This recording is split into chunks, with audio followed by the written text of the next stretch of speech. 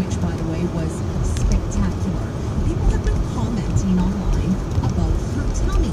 Today, she responded on Instagram by posting a picture of herself from the show, saying, "I heard my body is a topic of conversation, so I wanted to say I'm proud of my body, and you should be proud of yours too. No matter who you are or what you do, I could give you a million reasons why you don't need to cater to anyone or anything to succeed. Be you and be relentlessly you." That's the stuff of champions.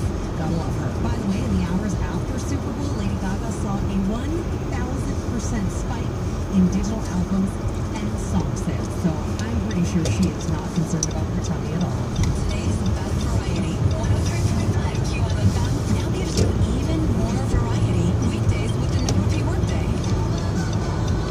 Weekdays from 9 to 5. We won't play the same song twice, so you can listen even longer.